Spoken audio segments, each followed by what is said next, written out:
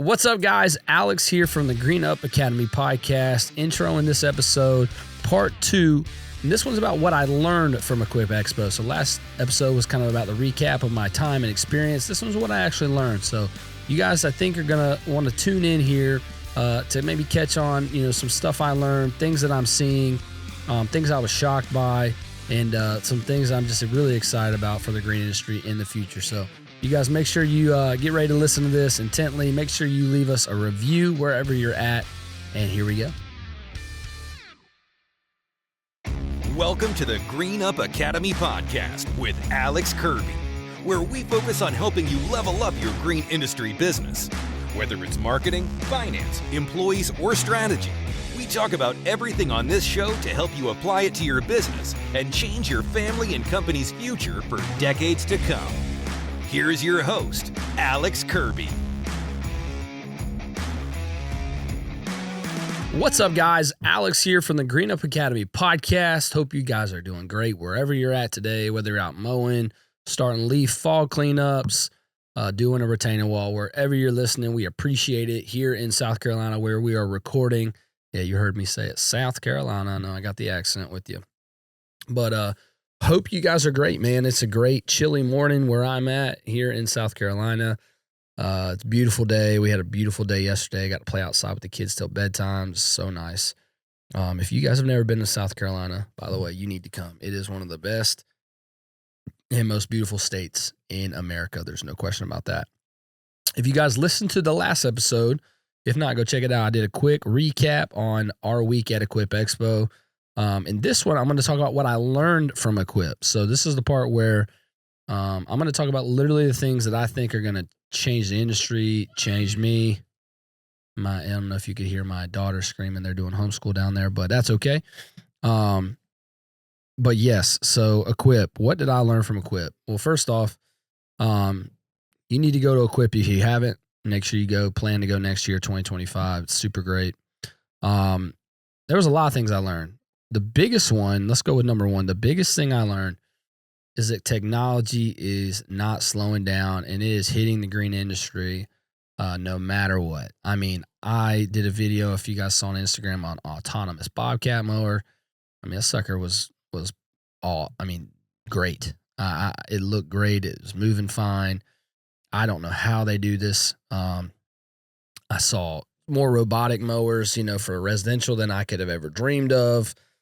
Oh man, just tons of technology, tons of it. Now, battery powered stuff. Now, the thing that I can't grasp all the way is how much is technology going to actually be applicable to, your traditional lawn maintenance guy? Like, at what point is someone going to go, you know what, I'm going to spend $1,000, buy this robo mower, and I'm just going to hire a guy to come edge and blow and pull weeds or spray weeds? Like, at what point is that? I don't know. That's a good question. Like, if that robo mower gets down to that $1,000 range, $800 range, I think that's definitely going to be appeasing. And then, but again, I mean, what could you charge just to show up, edge, weedy, and blow? Like, if it's going to take you 15 minutes, are you going to charge $35, $40 and just do, 40 a day? I don't know. That's the question I can't. If you guys have opinions and thoughts, I'd love for you to tell me below here. We're going to clip this. So just let me know what you think. I can't rationalize that. Autonomous mowers, like, is that only open mowing ever? Is that going to be, every not farmer, but every person with like acreage like I have is going to have an autonomous mower? Because my thing is, like, I would feel like I'd still have to watch it, the whole time. It's not like I think it can just be out there mowing, because what if your kid runs out there, or what if, I don't know, a big rock and it hits it and messes it up? Like, you're still going to be spending the time watching it mow. So what's the point? You might as well just be mowing. And the price point, again, is so astronomical. And, like the electric mower from Bobcat, that is so great. They sent it to me a couple years ago, and their team came and we helped test it and give them feedback. Great unit, silent. I mean, unbelievable. But the price point, is in that $28,000, $35,000 range, somewhere like that. So it's just like, no, it's in the 30s. So you can't justify that price. You're not saving enough with gas and stuff over time. We did a little conversation at our Equip house. Basically for every mower, you spend roughly $50 a week in gas. I think we came up with 30 to $50, something like that. Let me think real quick. You got 12 gallons, go through it a day. Yeah, $40-$50 a week. So you're talking about $2,500 a year, a mower. So like the cost savings on an electric mower versus gas is just not there. You got to have that sucker like 6-7 years to break even, maybe. So on what it would cost electric versus gas. So that's where my head spins, is like technology is just everywhere. But with our industry, how practical can it actually get? That's the question I have. I'd love for you guys to throw me your thoughts and comments. Remember, if you ever want to email me, it's alex@thegreenupacademy.com. That's alex@thegreenupacademy.com. Or Instagram DMs, whatever. So that was the other one. The second one I saw a lot of is obviously AI is just trying to jump in everywhere. And I'll specifically talk about some CRMs. Jobber just put out there that they have a website builder as part of their new thing, and they have AI companion and all that stuff. And that's cool, I guess. We use AI, but I just don't think AI is ever going to really overtake the human, because it doesn't know how to be human. And let me explain. Like, for example, the Jobber website builder, it's not a website. It's a landing page, and it makes you a quick landing page with a request for a quote, type thing. So like, it's not that. And a lot of AI stuff is so early. I just, again, wonder, like, AI, how much can it really do the things that now AI is really cool for like a better version of Google, meaning like when you Googled best places, how do I fix a tire, or best places to eat Italian food? Like now it doesn't just give you an answer. It gives you, or give you a response. It gives you an answer. It explains, it gives you detail. Here's how to do it. Here's what to do. 8 ways to market better. Like it is great. It does give like a lot higher volume and better answers, but I don't know. I just saw everybody trying to talk about and do AI, and I just don't know about that in the green industry when it comes to like how transformational it's going to be. Third one, this is one that I saw, is the prices of mowers and equipment is just so crazy. In the green industry, specifically in companies that are mowing focused, whether it be commercial or residential, in the green industry, specifically companies that are focused on mowing, the margin is getting so tight because you cannot raise your prices as fast as prices are going up for you to run your business, whether it be labor, material, just costs in general, and then mower costs. Like, you can't charge Miss Sally, who you've been charging $60, $95 next year. You just can't. She'll find somebody else. Like, those small guys are going to get more prevalent, like 1-man or 2-man bands, because these prices of stuff is going out of control. I talked to a guy at the show. I won't say his name. I can't really remember exactly who it was, but they were telling me they were in their first year of business. They did 6 figures, which is great. But I was going through quickly like his expenses and costs and stuff. And after doing the math with him for 5 minutes, I was like, man, you only made like 45 grand that you're going to be able to pay yourself. And he was like, yeah, that's good, right? I'm like, it's not good. Like, you took all this risk in business, the debt, the working out in the field and sweating all day to make what you can make at Whole Foods or what you can make in salary at Costco.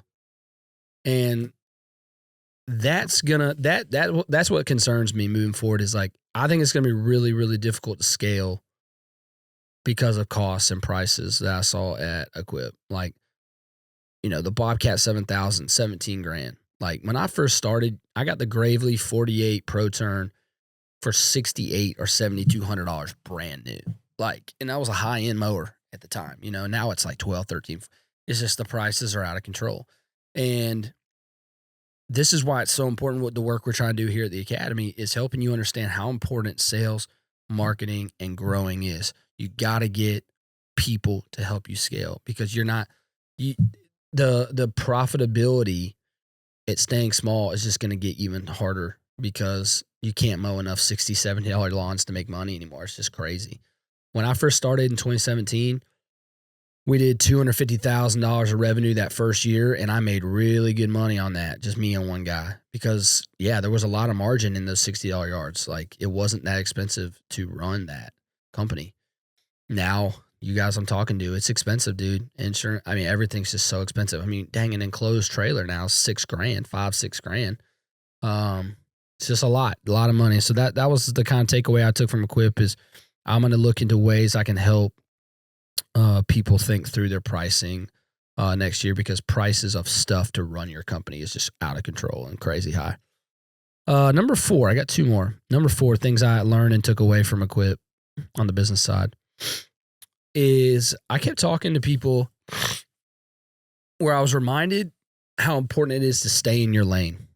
And let me explain what that means. If you're a FERT guy and you're really good at it, if you're a FERT guy and you're really good at it, keep crushing that. Don't get distracted by other opportunities or other things that people say you should be doing. Like, just stay in your lane. If you're a lawn maintenance guy, whatever your thing is, stay there and really crush it. That was one of my mistakes at Trifectas. We kind of tried to be 3 things. We were trying to be FERT, we were trying to be landscape install, and then we were trying to be the mowing guys. And we probably should have picked 2 of those and been really, really good at them instead of just decent at all 3. I'm more a believer now in staying in your lane and really crushing that lane than trying to do a lot of a little, just because of the times.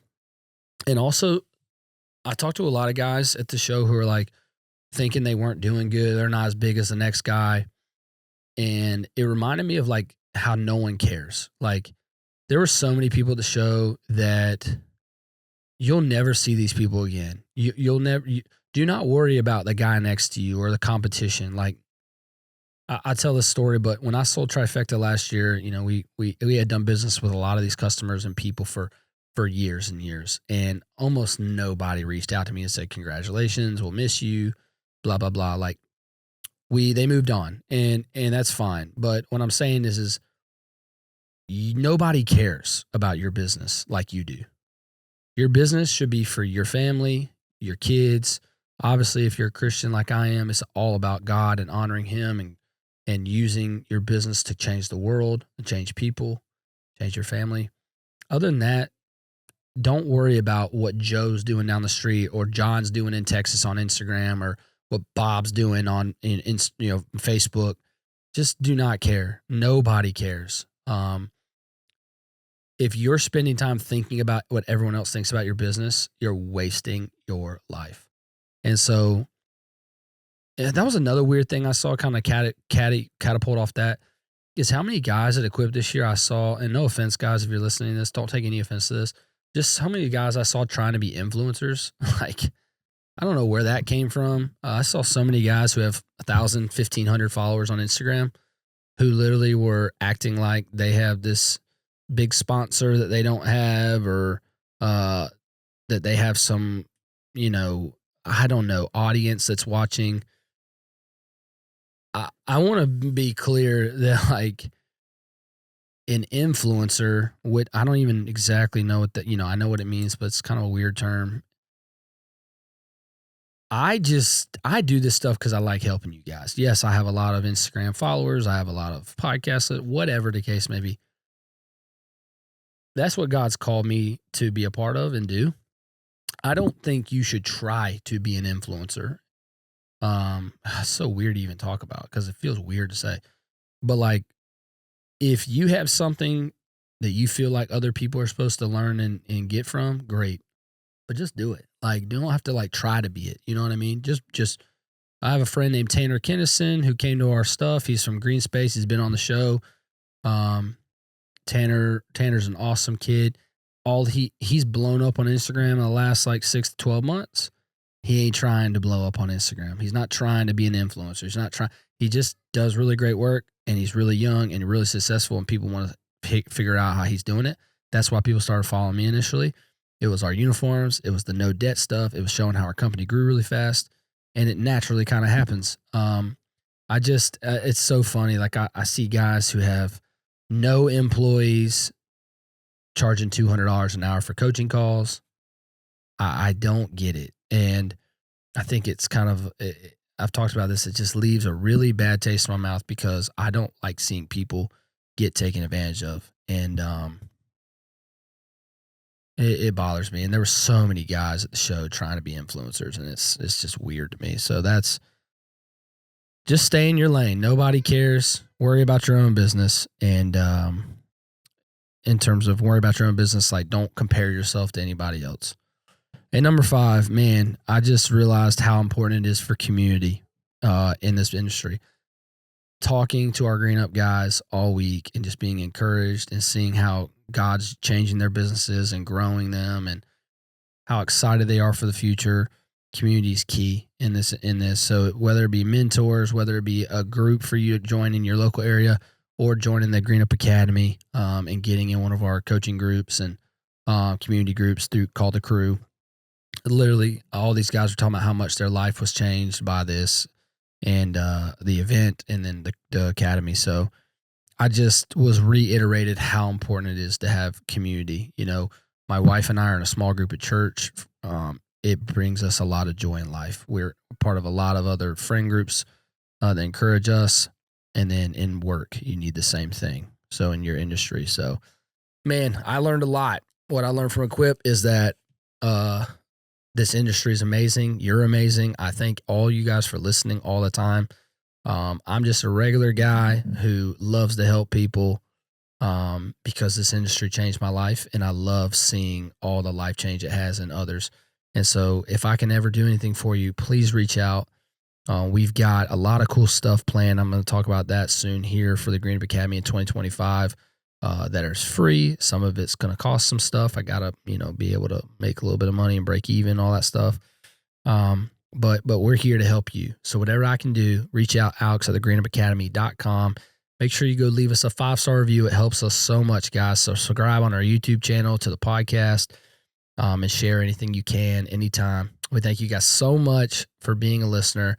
And this is Alex Kirby, and I'll see you next time. Thanks, guys.